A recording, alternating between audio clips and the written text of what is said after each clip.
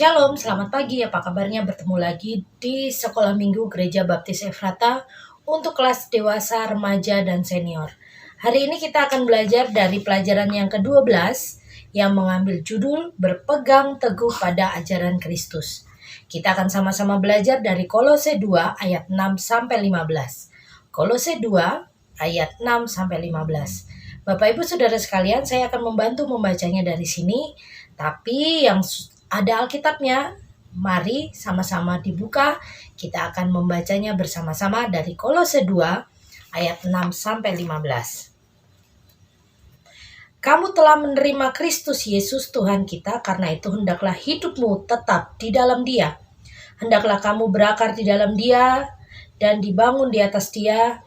Hendaklah kamu bertambah teguh dalam iman yang telah diajarkan padamu, dan hendaklah hatimu melimpah dengan syukur. Hati-hatilah supaya jangan ada yang menawan kamu dengan filsafatnya yang kosong dan palsu menurut ajaran turun-temurun dan roh-roh dunia, tetapi tidak menurut Kristus. Sebab dalam Dialah terdiam secara jasmania seluruh kepenuhan kealahan, dan kamu telah dipenuhi di dalam Dia. Dialah kepala semua pemerintah dan penguasa. Dalam Dia kamu telah disunat, bukan dengan sunat yang dilakukan oleh manusia, tetapi dengan sunat Kristus yang terdiri dari penanggalan akan tubuh yang berdosa. Karena dengan Dia kamu dikuburkan dalam baptisan, dan di dalam Dia kamu turut dibangkitkan juga oleh kepercayaanmu kepada kerja kuasa Allah yang telah membangkitkan Dia dari orang mati. Kamu juga meskipun dahulu mati oleh pelanggaranmu dan oleh karena tidak disunat secara lahiriah, telah dihidupkan Allah bersama-sama dengan Dia sesudah Ia mengampuni segala pelanggaran kita, dengan menghapuskan surat hutang yang oleh ketentuan-ketentuan hukum mendakwa dan mengancam kita, dan itu ditiadakannya dengan memakukannya pada kayu salib. Ia telah melucuti pemerintah-pemerintah dan penguasa-penguasa dan menjadikan mereka tontonan umum dalam kemenangannya atas mereka. Bapak Ibu Saudara sekalian, mari kita berdoa. Kami ucap syukur hari ini karena kami belajar firman-Mu tentang bagaimana kami harus berpegang teguh pada ajaran-Mu. Kami sadari bahwa kami hidup di tengah-tengah dunia sosial yang begitu gampang sekali mempengaruhi hidup kami. Ajari kami untuk kami tetap berpegang teguh dalam firman-Mu, berpegang teguh pada ajaran-Mu. Kuasai kami dengan Roh Kudus-Mu. Biarlah pelajaran hari ini mengingatkan kami, menguatkan kami. Dan hanya di dalam nama Yesus kami percaya berdoa, haleluya, amin. Kalau kita membaca kitab Kolose yang ditulis Paulus ini, begitu kerasnya Paulus untuk menegur orang-orang Kolose, mengingatkan kembali bagaimana mereka harus hidup di dalam Tuhan. Jemaat Kolose sebenarnya bukan jemaat yang dibentuk langsung oleh Paulus. Jemaat di Kolose ini tidak secara langsung dibentuk, ya, digembalakan oleh Paulus, tetapi ada salah satu rekan kerja Paulus bernama Epafras yang ada di Kolose. Dia membuka satu pelayanan di sana, dan waktu di penjara Paulus teringat akan jemaat Kolose karena dia mendengar bagaimana jemaat Kolose hidup dalam filsafat-filsafat turun-temurun. Mereka hidup dalam roh-roh dunia. Jadi Paulus menuliskan surat ini kepada jemaat Kolose untuk mengingatkan kembali tentang ajaran yang berpegang teguh pada firman Tuhan. Dari ayat per ayat yang sudah kita baca tadi, begitu teratur runtut bagaimana Paulus mengingatkan siapa sebenarnya kita ini. Kita adalah orang yang berdosa, yang harusnya mati, yang seharusnya tidak layak diselamatkan. Tetapi karena Yesus mau turun ke dunia, Dia dipaku di kayu salib menebus kita dari dosa-dosa kita. Kita makanya layak, walaupun kita sebenarnya tidak layak untuk diselamatkan. Kita tidak bisa diselamatkan dengan kekuatan kita sendiri. Begitu berharganya korban Kristus yang ditonjolkan oleh Paulus di surat ini. Bapak Ibu Saudara sekalian, saya yakin Anak-anak remaja, dewasa, dan senior sekarang sudah punya handphone. Bahkan sosial media pribadi mungkin bukan hanya satu, bukan di Facebook saja, bukan di WhatsApp saja, pasti ada di IG, di Twitter, bahkan punya channel YouTube sendiri. Dan kalau sekarang apapun yang kita inginkan, kita cari info itu semua ada di tangan kita. Saya sendiri sangat terbantu dengan dunia sosial dalam berdagang, dalam mencari informasi, dalam segala hal. Kemarin anak saya sempat sakit, saya bingung malam-malam ini harus berbuat apa. Akhirnya saya buka media sosial saya. Sekarang info itu bukan hanya di YouTube, tapi di TikTok pun sudah ada. Bagaimana kita harus cari info, karena di situ lebih lengkap dan lebih pendek gitu kan. Durasinya hanya 1-2 menit tetapi isinya padat sekali. Itu yang membantu saya untuk mencari informasi daripada di YouTube. Dan saya mendapat solusinya di situ. Tetapi kita harus sadari bahwa semua informasi yang di-share di dunia sosial, di sosmed ini, baik di YouTube, di IG, di TikTok, di mana ya, di WhatsApp, grup-grup yang masuk itu, kita harus mulai menyaringnya, itu hoak atau tidak. Apa yang dianjurkan itu benar atau tidak. Banyak sekali yang masuk di grup-grup untuk misalnya obat diabetes gitu kan. Bagaimana mengatasi asam lambung gitu. Banyak sekali senam anti stroke dan segala macam itu banyak sekali berseliweran di grup-grup. Dan ada juga renungan-renungan harian, ajaran-ajaran yang masuk kalau dalam dalam WhatsApp grup kita atau WhatsApp pribadi kita. Bahkan kita bisa melihat banyak sekali ajaran-ajaran yang bermunculan akhir-akhir ini. Bapak Ibu Saudara sekalian, bagaimana sikap kita? Saya pernah bilang begini, bagaimana kita bisa membedakan uang asli dan uang palsu? Bagaimana? Ya, kita harus pegang yang asli dulu. Kita harus pelajari yang asli dulu. Kita tahu seluk-beluk sudutnya, rasanya, teksturnya dari yang asli dulu. Saat kita sudah khatam, kita sudah terbiasa dengan yang asli. Saat kita pegang yang palsu, kita langsung tahu. Tanpa harus ada alat yang dilihat di cahaya itu ya. Kita pasti tahu, oh ini palsu nih. Kita lihat ukurannya, ukurannya tidak seperti uang asli. Saya kadang-kadang ada pesanan dari konsumen buket uang. Kalau mereka ngomongnya uang palsu, padahal kita nggak boleh ngomong uang palsu, tapi uang mainan. Jadi kalau uang mainan yang dibuat untuk buket atau mahar, itu ukurannya akan lebih kecil daripada uang asli. Saya juga pernah lihat ada orang yang ingin memfotokopi uang asli, dan keluarnya bukan uang asli, tapi cuma tulisan Bank Indonesia gitu, jadi tidak bisa difotokopi. Bapak Ibu Saudara sekalian, bagaimana kita tahu ajaran palsu? Ya, kita harus tahu ajaran kita sendiri. Kita harus khatam bagaimana ajaran kita sendiri. Beberapa waktu yang lalu saya bertemu dengan seorang teman. Sudah lama sekali saya tidak bertemu dengan dia, dan akhirnya dia datang.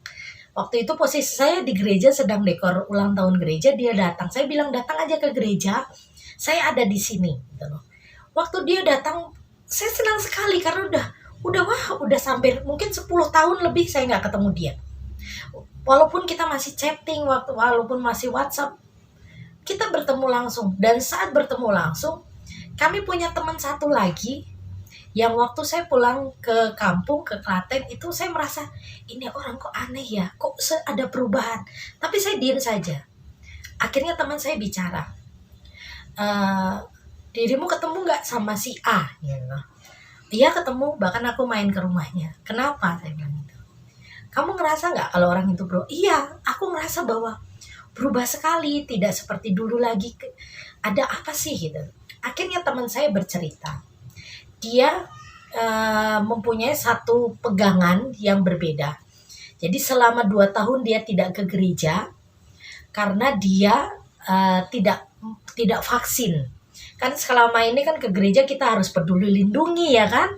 Harus peduli lindungi, harus Syarat vaksin itu akan jadi syarat utama kita bergereja. Begitu juga gereja kita dan semua gereja-gereja di Indonesia rata-rata seperti itu.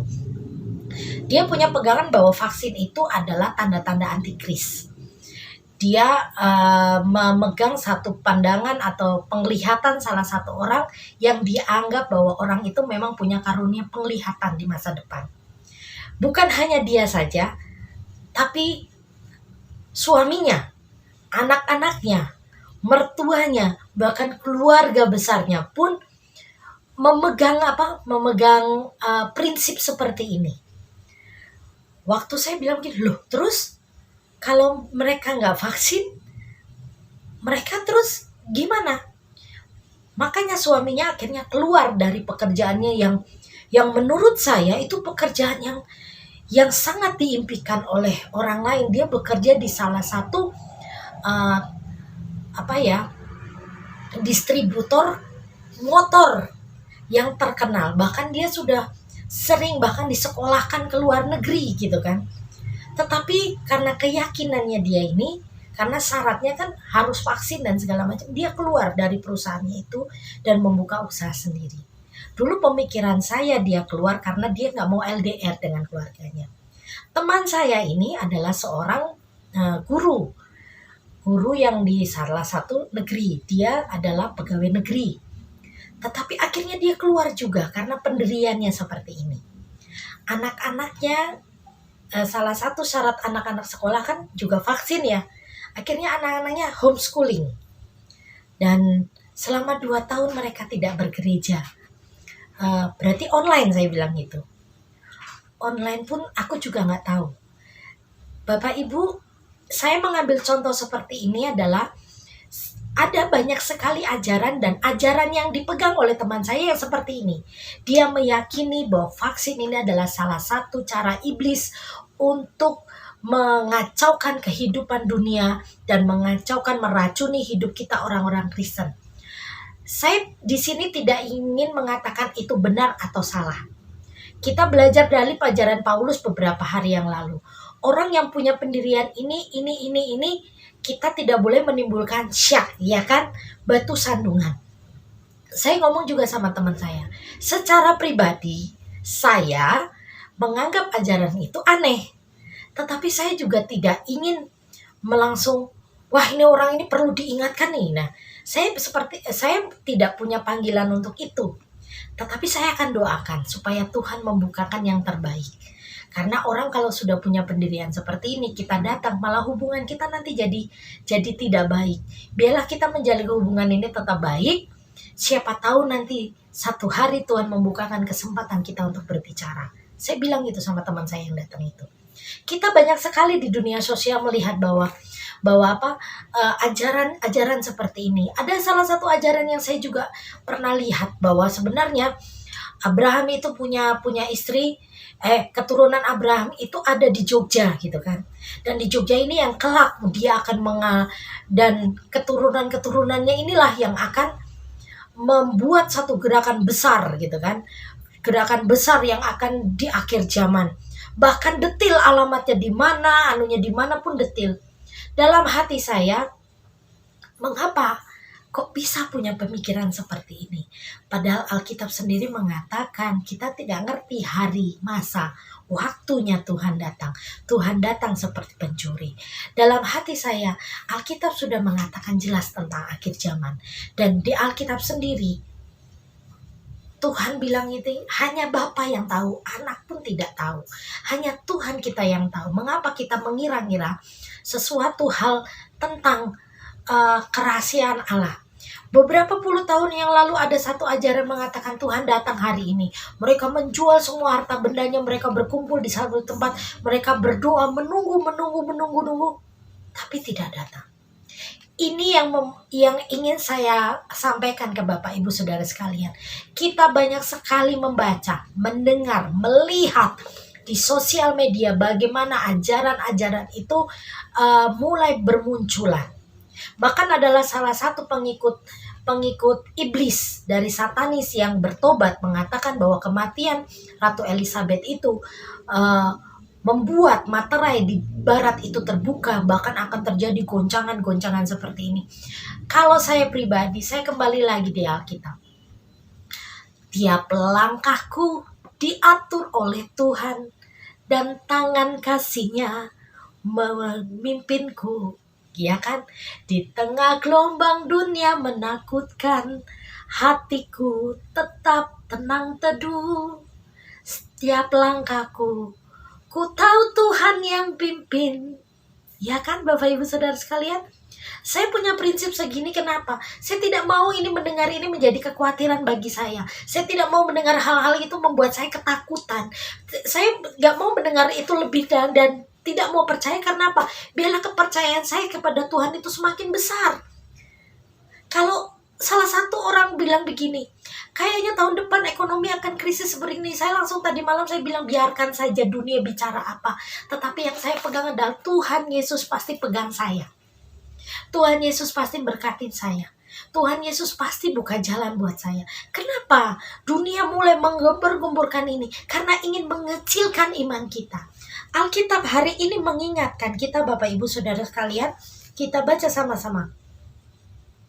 Hendaklah kamu berakar di dalam Dia dan dibangun di atas Dia. Hendaknya kamu bertambah teguh dalam iman yang telah diajarkan padamu, dan hendaklah hatimu melimpah dengan syukur. Hati-hatilah supaya jangan ada yang menawan kamu dengan filsafatnya yang kosong. Kita diingatkan hari ini, ajaran apapun, berita apapun, biarkan itu berseliweran. Itu ujian bagi kita untuk menyaringnya. Apakah kita langsung percaya dan mempengaruhi iman kita, atau kita mendengar tetapi iman kita semakin kuat di dalam Tuhan. Tuhan tolong saya, Tuhan lindungi saya. Paulus mengingatkan ini 2000 tahun yang lalu, tetapi apa yang dia katakan berlaku sampai hari ini. Keadaan kita pun seperti ini. Ajaran kosong, filsafat, mulai tafsiran segala macam mulai berseliweran. Tetapi Tuhan ingatkan hari ini, berpegang teguh, berakar kuat, dan berhati-hatilah. Kalau engkau suka sekali melihat dunia sosial, belajarlah selalu untuk belajar dari firman yang asli, firman yang murni. Engkau anak-anak muda, saya ingatkan kepada engkau. Saya tahu jiwa muda itu senang sekali dengan euforia. Satu tempat yang pencahayaannya terang, musiknya hingar-bingar, WL-nya luar biasa, bahkan gedung gereja yang besar gitu kan. Jemaatnya banyak, ingin sekali seperti itu.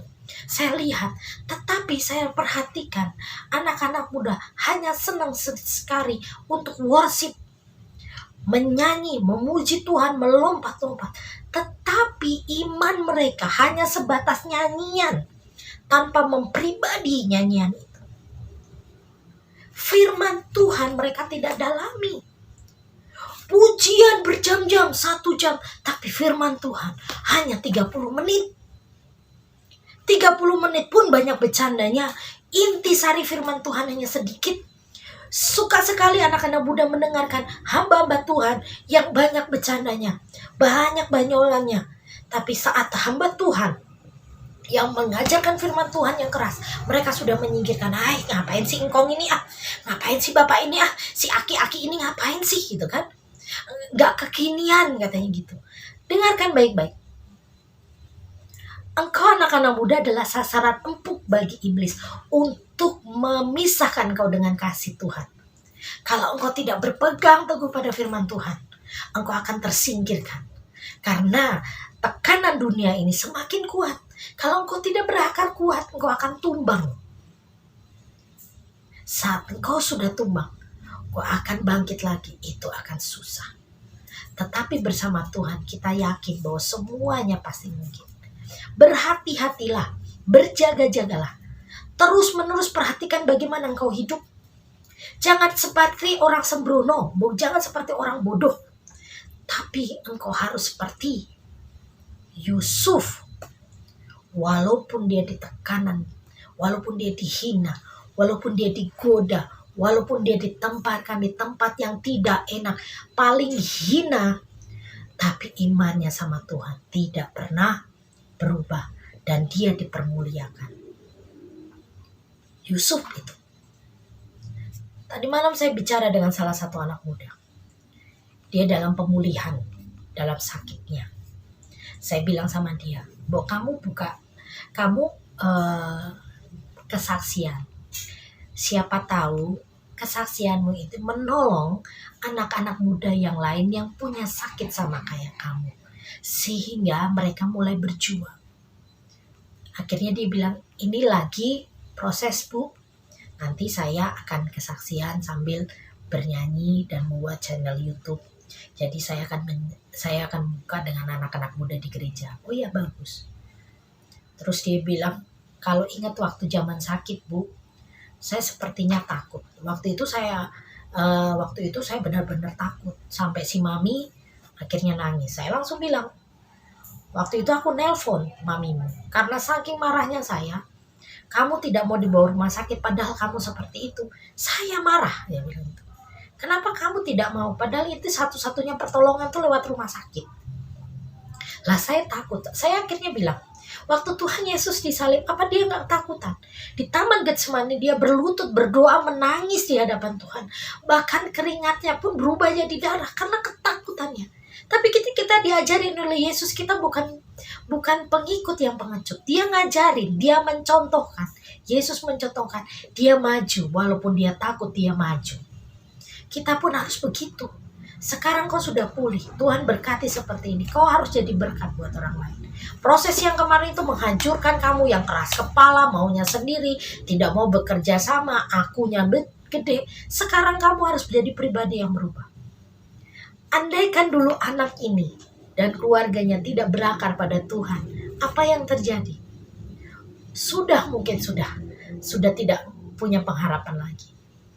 Gereja dan teman-teman kita support itu adalah orang-orang yang support di luar kan. Tapi kalau pribadinya sendiri tidak mau kuat, kita bisa berbuat apa? Hai anak-anak muda, perhatikan bagaimana kau hidup saat ini. Apakah merokok ini membuat engkau semakin luar biasa? Apakah kehidupan seks bebasmu itu menjadi hal yang bisa dibanggakan di masa depan? Apakah hidup santai-santai rebahan itu akan menjadi berkat bagi banyak orang? Hari ini perhatikan bagaimana engkau hidup. Paulus mengingatkan 2000 tahun yang lalu ini masih berlaku sampai hari ini. Berakar kuat berarti tidak ada dasar lain selain Yesus. Memiliki hubungan yang erat dengan Kristus, bertumbuh agar karaktermu berubah. Karakter kita semua berubah serupa dengan Kristus. Harus mau belajar firman Tuhan, Alkitab setiap hari supaya iman bertumbuh. Dan belajar hidup dalam ucapan syukur. Sudahkah engkau bersyukur hari ini Bapak Ibu Saudara sekalian? Sudah kita bersyukur walaupun saat ini sepertinya tidak ada bahan untuk bersyukur, tetapi masih tetap kita bersyukur. Itu hal yang diinginkan Tuhan. Yesus itu benar-benar manusia dan benar-benar Allah. Dia mencontohkan bagaimana saat dia menjadi manusia, menjadi pribadi yang tidak mudah menyerah. Dan hari ini juga kita diingatkan oleh Tuhan kita Yesus Kristus untuk tidak gampang terpengaruh oleh ajaran-ajaran lain. Penyesatan masih ada dan makin marak di YouTube, media sosial lainnya. Paulus mengingatkan kita untuk waspada dengan cara berpegang teguh pada ajaran Kristus di dalam Alkitab. Oleh karena itu, agar dapat menolong kita bertumbuh, agar dapat melindungi kita dari ajaran sesat, agar mengokohkan iman kita di dalam Kristus, kita harus berpegang teguh pada ajaran Kristus dengan cara setia, tekun belajar Alkitab melalui berbagai wadah yang tersedia di gereja. Jangan menjauhkan diri dari pertemuan-pertemuan ibadah Bapak Ibu Saudara sekalian. Jangan karena alasan A, B, C, D, E, Anda merasa bahwa gereja itu gak penting. Saya setiap hari Minggu lihat banyak orang yang goes ya, yang senam gitu kan, yang aktivitas yang lain-lain. Jangan menggantikan waktumu beribadah hanya untuk kayak gitu-gituan. Kenapa? Kita bisa melakukan itu lain kali. Tapi pertemuan kita ibadah pada Tuhan, kita gak tahu masih bisa gak. Saya mengambil satu bagian khotbahnya Pak Roni kemarin waktu ulang tahun gereja. Tuhan memberikan kamu kesempatan gak? Iya. Tuhan selalu memberikan kamu kesempatan yang pertama, kesempatan kedua, kesempatan ketiga, saat kau jatuh lagi, kesempatan keempat, saat kau jatuh lagi, kesempatan kelima, bahkan kesempatan selanjutnya. Tapi pertanyaannya adalah, apakah kesempatan itu buat engkau? Kamu masih bisa gak diberikan kesempatan? Kita gak tahu umur kita sampai kapan. Apakah nanti sejam, 2 jam, atau 3 jam lagi saya masih ada apa enggak? Tapi saat kita tahu waktu kita ini terbatas, kita memanfaatkan itu buat Tuhan, kita menghargai korban Kristus. Masa kita menyepelekan orang atau Tuhan kita yang sudah mati buat kita? Harusnya kita binasa, tapi kita selamat karena pengorbanannya. Hari ini, mari sama-sama bijaksana dalam apa yang kita lihat. Saring semuanya dengan firman Tuhan. Bagaimana engkau tahu itu ajaran benar atau tidak kalau engkau tidak mau belajar firman Tuhan? Kita tutup Alkitab, kita berdoa. Terima kasih Tuhan Yesus untuk kasih-Mu. Terima kasih anugerah-Mu. Terima kasih kekuatan yang Kau berikan. Teguran-Mu hari ini mengingatkan kami untuk terus berpegang pada Tuhan dan menjauhkan kami dari pemikiran-pemikiran untuk menjauhi kasih karunia-Mu. Berkati kami semua. Yang sakit Kau sembuhkan, yang susah Tuhan hiburkan, yang kekurangan Tuhan cukupkan. Dan hanya di dalam nama Yesus kami percaya berdoa, haleluya. Amin. Selamat pagi, Tuhan Yesus memberkati.